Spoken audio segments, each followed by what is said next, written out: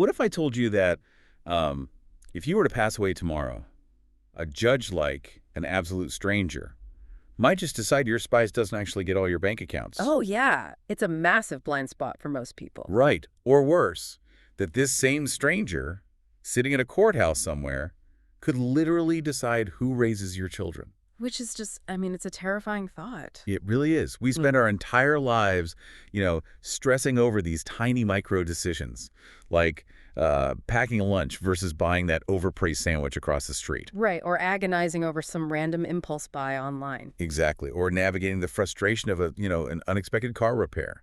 Yet we leave these massive life-altering vulnerabilities completely exposed. Well, it's basically the ultimate paradox of modern life, isn't it? Yeah, totally. We obsess over the daily cash crunch, but we completely ignore the structural foundation that actually dictates our financial reality. Which is exactly why the mission of today's deep dive is to completely demystify personal finance. We want to take it from a source of daily low-level panic and transform it into a strategic, empowering roadmap for you. And it really can be empowering once you understand the mechanics. Yes, exactly. So to do this, we are analyzing a really comprehensive framework on personal financing decisions. It was put together by a Mr. Namisi, who is associated with KCA Technical College. And just for some quick context on the source, KCA Technical College was established in 2017. Right. What Mr. Namisi has done in this research is, well, he's managed to distill a massive, heavily jargon-filled industry into a highly strategic, actionable architecture. Which is so needed. Because the goal today is to pull the most vital insights from that architecture. We are going to explore the underlying methodology of structuring your financial life. Breaking it down piece by piece. Yeah.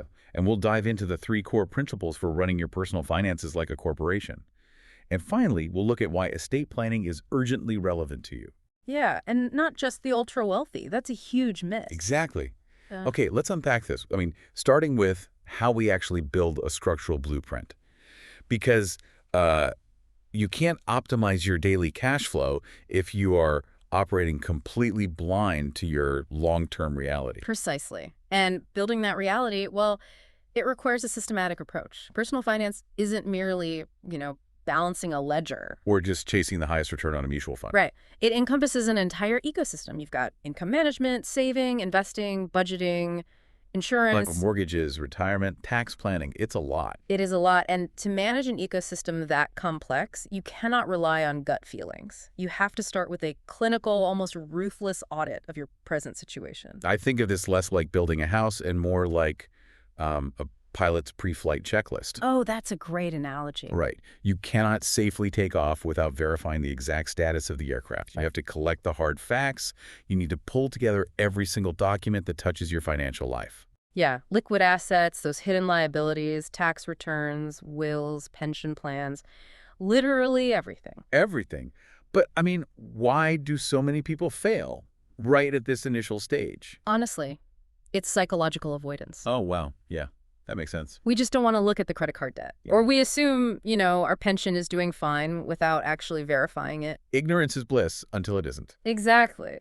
But you have to establish a factual baseline before you can take a single step forward. And once you have that raw data, you have to decide where you want to be. The destination. Right. And what's fascinating here is that the research explicitly emphasizes that this stage is not just a mathematical exercise. Right. It's not just about plugging a target net worth into a spreadsheet. Not at all. Financial planning at its highest level is deeply psychological. It requires you to clarify your personal and financial values. So the math has to align with your life. Yes, if your mathematical goal doesn't align with your psychological reality, the plan will inevitably fail. We are talking about defining your family's core objectives here. Like what? Well, are you optimizing to fully fund a child's out-of-state college education? Or maybe you're preparing to absorb the massive financial shock of supporting aging parents. Or, maybe you're simply trying to relieve immediate cash flow pressures so you can maintain your current lifestyle without, the constant anxiety. Exactly. The math has to serve the values, not the other way around. I love that framing. It really validates the emotional weight of money. We pretend it's purely analytical, but optimizing for high return is useless if it requires a level of risk that keeps you awake at night. Absolutely. So we have our baseline data, and we've defined our psychological and financial targets.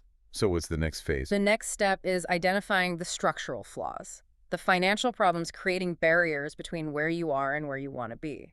Okay, so the research lists obvious culprits, right? Like an inadequate cash flow, a heavy tax burden, or investment portfolios that are losing that silent battle against inflation. Yep, those are the common ones. But I have to push back on one of the barriers highlighted in this framework. It explicitly states that a major problem area is having too much insurance. Ah, yes. The insurance trap. Wait a minute, though. Aren't we constantly told to hedge our bets and over-prepare? Like, how is having too much insurance actually a bad thing? It's one of the most common traps for high-earning professionals, honestly. We equate insurance premiums with safety. Right, more insurance equals a wider safety net. That's the cognitive bias, yeah. But insurance is not a wealth-building vehicle. It is a risk transfer mechanism, and that transfer has a steep opportunity cost. Because every dollar going into a premium is a dollar not being invested. Exactly. If you are overinsured, meaning you're paying for premium riders you don't actually need, or insuring assets that don't hold significant replacement value, you are quietly and steadily draining your daily cash flow. Wow, so that's capital that could be deployed into the market to outpace inflation. Or used to build a highly liquid emergency fund. By trying to eliminate all hypothetical risk, you introduce a very real mathematical drag on your wealth accumulation. That is wild. Overinsurance secretly becomes a barrier to financial freedom. It really does. It's a subtle leak. That is a brilliant way to look at it. It's a slow leak in the fuselage of that airplane we're flying. Right. So assuming we've audited the baseline, aligned our goals, and plugged the leaks. The next vital mechanism is formalizing this into a written plan. Because a brilliant strategy that only exists in your head is, well, it's just a wish. Right. A written plan is the physical roadmap. And crucially, a roadmap is entirely useless if it stays rolled up in the glove box. You actually have to drive the car. You have to implement the agreed-upon strategies. And the insight here is recognizing that implementation often requires delegating to knowledgeable professionals. Yes. Right. I mean, you don't perform surgery on yourself. So you shouldn't try to navigate complex tax codes or draft binding legal trusts based on a quick internet search. Please don't do that. You bring in the CPA to optimize the tax strategy. You bring in the estate attorney to draft the legal documents. So you act as the project manager, but you deploy experts to execute the technical maneuvers. Exactly. And once that machinery is running, you arrive at the most critical yet universally ignored phase. Which is? A periodic review. A financial plan is only as valid as the data upon which it is based. Yeah, that makes sense. Lives change. Think about the velocity of change in a normal life. You get a promotion, you have a child, you move states. Now, combine that with macroeconomic shifts, right? Yeah. A sudden spike in inflation, a change in federal interest rates, or, a recession. If your personal or economic conditions shift, your baseline data is instantly obsolete. So if you don't revise the plan, you are literally navigating with an outdated map. You're flying toward a runway that isn't there anymore. Exactly. The review process isn't about micromanaging. It's about recalibrating the navigation system to match reality. Okay. So we have the structural blueprint. Right. We know the mechanisms of setting the baseline and defining the targets. But how do you actually operate this machine day to day? Well, here's where the methodology makes a really compelling pivot. It argues that to succeed, you have to fundamentally shift your mindset, right? You have to apply corporate business management principles to the business of you. Yes, it is a profound perspective shift. The argument isn't that you need to go out and learn a completely new esoteric set of financial skills. Which is a relief. Yeah. Instead, you take the exact same strategic principles that allow a corporation to thrive, and you apply them directly to your household economy. Okay, the research highlights 3 core pillars for this: prioritization, assessment, and restraint. Let's start with prioritization. So in a corporate setting, this means identifying your core revenue driver and ruthlessly defending it. Right. And for an individual, it means looking at your finances, figuring out exactly what keeps the money flowing in, which is usually your primary career or main business, and staying hyper-focused on maximizing that specific asset. Think about a successful tech company. If their flagship software generates 90% of their revenue, they do not pull their best engineers off that project to go chase a random speculative vanity project. Yet individuals do this constantly. All the time. They get bored with their steady, high-earning career and start diverting immense amounts of time and capital into unrelated side hustles. Yeah. Prioritization means protecting your primary income source and ensuring your energy is directed toward what actually sustains your financial ecosystem. But I want to challenge that for a second. The modern advice is always about, diversifying your income streams. We're told that relying on a single paycheck is a massive risk.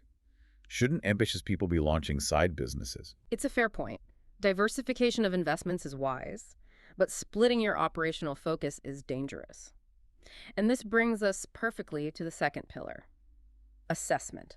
Okay, assessment. The methodology isn't saying you shouldn't innovate or seek new revenue. It is saying that ambitious people often suffer from shiny object syndrome. Oh, I've definitely been guilty of that. We all have. Applying the business mindset means stepping back and doing a brutally honest, corporate-level cost-benefit analysis before you deploy capital or time. You demand the data. Exactly.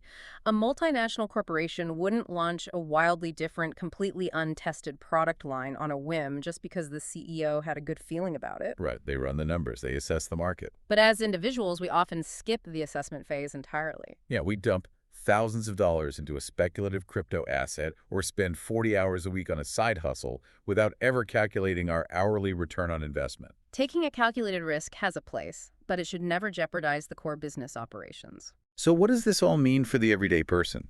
It means you have to act like the CEO of your own life. Yes. You have to demand an undeniable business case before you allocate your limited resources, which transitions directly into the third and perhaps most difficult pillar, restraint. Restraint is the ultimate big picture skill. It is mind-boggling how many hiring professionals manage to spend more than they bring in. It happens so often. It really does.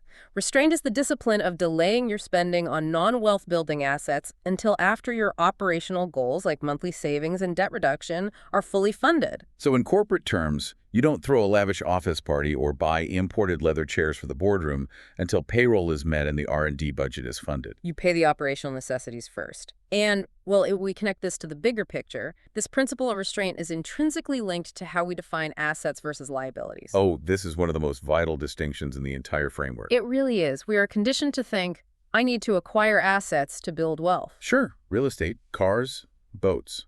Right.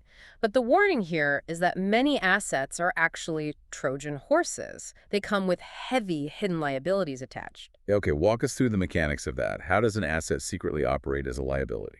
Well, consider purchasing a second home, a large boat, or even a luxury vehicle. On your balance sheet, that sits firmly in the asset column. You own it. You do. But what is the carrying cost of that asset? Property taxes, specialized insurance, maintenance, docking fees, depreciation, unexpected repairs. Oh, it adds up fast. The framework argues that true financial literacy is calculating the total life cycle cost of an asset. So if the ongoing liabilities required to maintain that asset outpace the value it provides, it is actively draining your daily cash flow. Exactly. It's a total trap. You think you're leveling up financially, but you've essentially just purchased a massive new monthly subscription fee. Your capital is tied up, and it's bleeding you dry. This highlights exactly why income management, budgeting is so critical. A budget isn't a restriction. It's a diagnostic tool. It's how the CEO identifies wasteful expenditures that are dragging down the profit margins. It provides measurable progress. You cannot manage what you do not measure. A defined plan forces discipline, and discipline is what actually achieves the goals. And speaking of corporate resilience, we have to talk about how a business survives a massive shock. Emergencies. Everyone knows they need a rainy day fund, but the research adds a crucial strategic layer here. It's not just about accumulating the cash, it's about the liquidity of where that cash is stored. Liquidity is the oxygen of any business in a crisis. If your emergency capital is locked up in a real estate property or sitting in a retirement account with severe early withdrawal penalties, it is functionally useless when a medical emergency strikes or you suddenly lose your job. Completely useless. If you are forced to liquidate an illiquid asset during a crisis, you will take a massive financial penalty. So your safety net must be highly liquid, immediately accessible cash equivalents, even if that means accepting a lower interest rate on those specific funds. Right. The opportunity cost of lower interest is the price you pay for immediate crisis response. Okay, so we've engineered the structural blueprint. We're running the daily operations. using prioritization, assessment, and restraint. We are avoiding those Trojan horse assets. Yep. But a truly exceptional business outlasts its founder.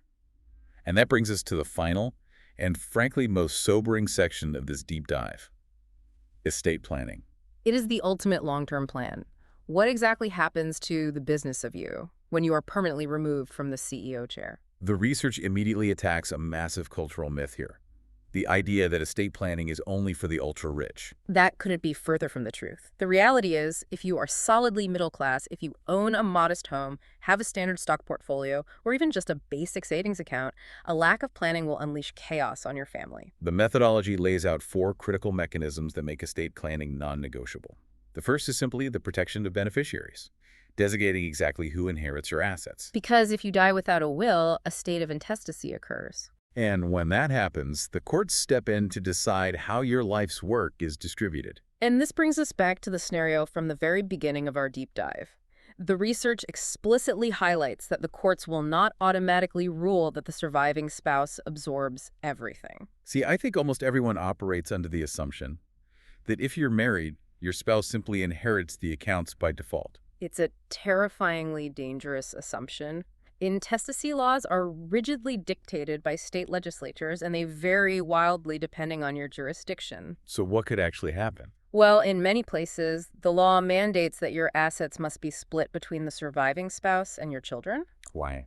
And if you don't have children, the state might force your spouse to split the assets with your parents. That is insane. And this process doesn't happen overnight, right? Oh, no. It can take years. It racks up massive probate and legal fees, and it frequently destroys family relationships. Which perfectly transitions into the second mechanism: protecting young children.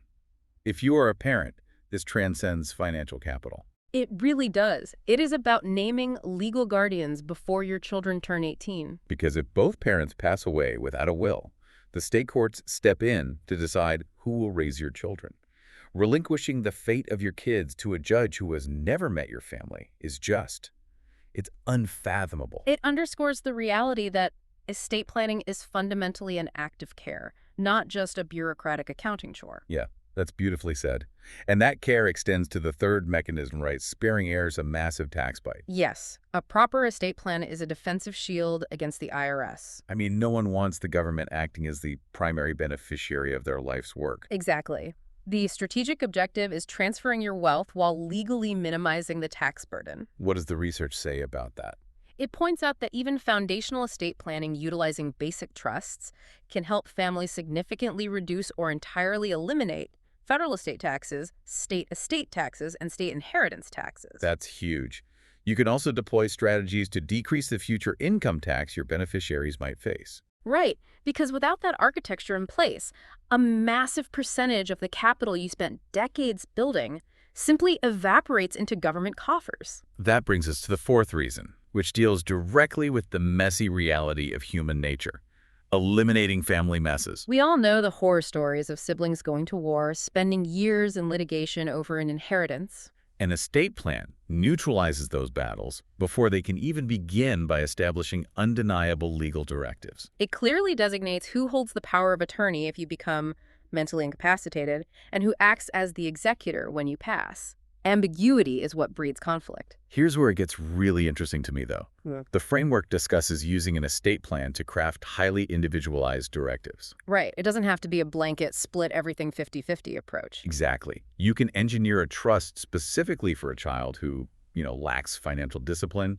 ensuring they don't receive a massive lump sum that could ruin them. Or you can strategically allocate more capital to a child who sacrificed years of their own career to provide your end-of-life care. And perhaps allocate less to a sibling whose expensive medical school education you already fully funded. Now, this raises an important question that every person eventually has to confront. How do you define fairness within your own family? Because equal does not always mean equitable. Right. Deciding whether to divide your estate symmetrically is a complex, profound task. And this is precisely why defaulting to the court system is catastrophic. A judge looking at a legal docket has zero context for your family dynamics. They don't know that one sibling is buried in gambling debt and shouldn't be handed unrestricted liquidity. Or they don't know which child actually stayed by your bedside. Only you have the context to encode your values into a legally binding plan. And the research issues a very sharp warning on this point. If you have a blended family like multiple marriages or children from different partnerships, an estate plan isn't just a good idea, it is an absolute emergency. The complexity of blended families makes the default court probate process an absolute nightmare of competing claims. It forces you to look at the realities that most people spend their entire lives trying to avoid. It really does. So let's pull all of these threads together. We've journeyed through a remarkably robust architecture from KCA Technical College. We started by dismantling the illusion that you can manage money purely on feeling, replacing it with a structural blueprint. Right, auditing the baseline facts, aligning the math with your deep psychological values, identifying cash-draining barriers like overinsurance, and formalizing it all in writing with expert delegation. And from there, we moved into operational strategy, adopting the CEO mindset for the business of you. Utilizing prioritization to defend your primary income, ruthless assessment to avoid shiny object syndrome, and the restraint necessary to ensure you aren't accidentally acquiring Trojan horse assets that bleed your liquidity. And finally, we looked past our own lifetimes. We explored how a true financial plan extends your corporate strategy beyond your death.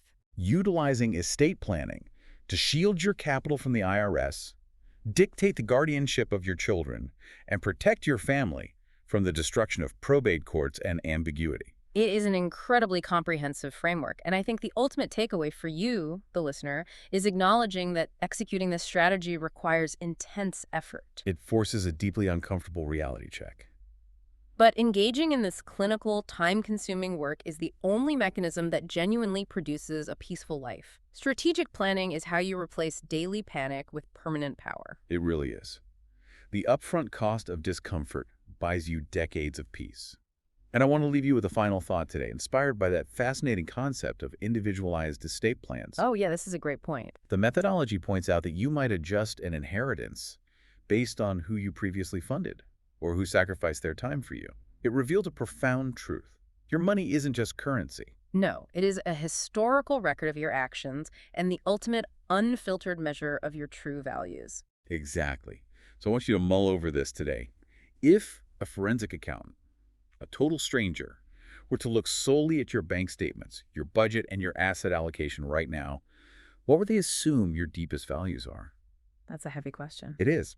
And more importantly, does that mathematical reality actually match the legacy you intend to leave behind?